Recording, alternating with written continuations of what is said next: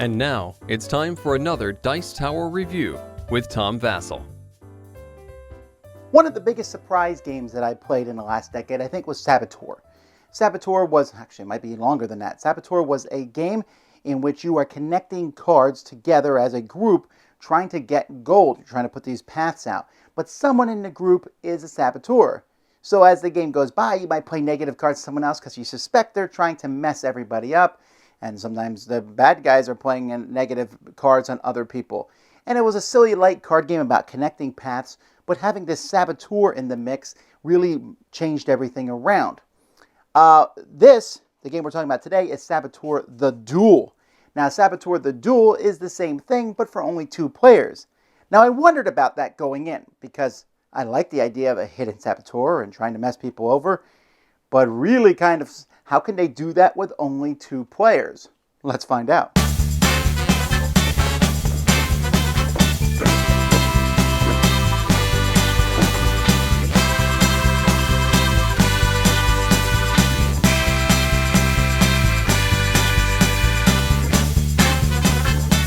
There's a bunch of goal cards that are placed, and you use these regular path cards to kind of show where the goal cards are going to be. And so these goal cards are placed out here. Each player has a starting area where you're going to be coming from. Players are going to have a handful of 6 cards, and on your turn, you have different actions you can do. Usually, you're going to be putting a path card. You're not allowed to do it like this. It has to go with the grid. And you're trying to eventually get a path to one of these areas here.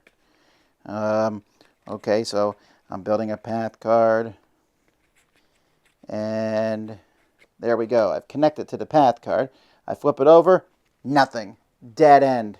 Okay, that's too bad. If I'd gotten here, I might have found some gold. If you ever find gold and you connect it to your starting area, you're going to put one of these tokens on to show that that card is going to be yours. If for some reason to go to the area, you have to pass through a door of your opponent's color, you can't do it. Unless you find a key card. When you play a key card, you can put a key token on that door, which lets you go through that card. If you find a card with a ladder, you can place that card anywhere, and it counts as if it's attached to your ladder that you already have out there. Every once in a while, players will also play a card with a troll. A troll will block you from getting to the gold. So if you want to go there anyway, you put your token on the troll to show that you're going to pay the troll at the end of a round. There's also a few cards in the game that have gold on them, and if you decide to connect to that gold, you will also put one of your tokens on that. The round will end when you go through the whole deck, or when all these cards are turned over, in which case the ones that have gold and have a token on them go to those players, and so do any path cards with gold go to those players. And then you put out more of these cards, and you're going to keep going until all these gold cards are gone. But I didn't mention one other thing. You can also play action cards in your turn. You can play a negative thing on another player, or this card, for example, will collapse a card. It basically removes a card from the game. But I can play this card in front of the other player. If I do that, that player cannot take play any cards in their turn. They cannot connect paths.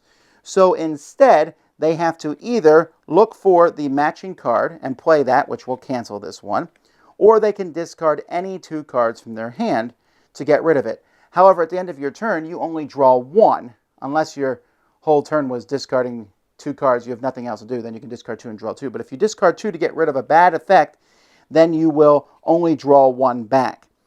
And so, if someone plays this negative lantern on me, and I don't have the positive lantern in my hand, I'm effectively going to go down 1 in one hand size. You can't play more than one of the same negative thing on a player, but you can play multiple negative things on a player that they will have to get rid of before they can go farther.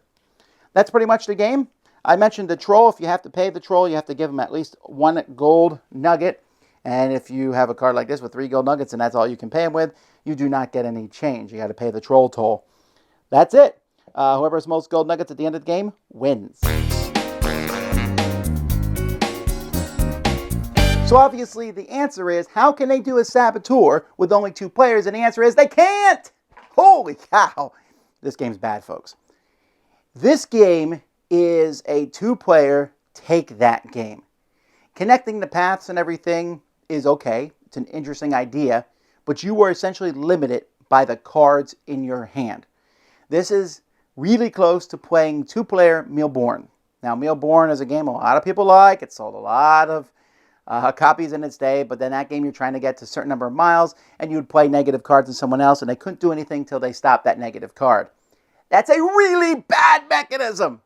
Okay, it worked in the regular Saboteur game. It worked in that game because I could play a card and there's nothing you could do about it, but someone else might help you out of it. Or maybe you were the bad guy. So there was a reason for it. Here, if you have a negative card to play on your opponent, you do it. And so they play a negative card on me, and I sit there because I can't get rid of that card. What I can do is discard 2 cards from my hand, so my hand size gets smaller. So if I get played 3 negative cards on me and I don't get the proper cards, which is very possible, then I have to discard 2 cards each time, or you do nothing, basically. You can play an active card, you can play a negative card on your opponent, which is so much fun when you both have negative cards and you're trying to figure it out. So as the game goes by, you have negative cards being played on you for no reason. You stop these negative cards by hurting yourself.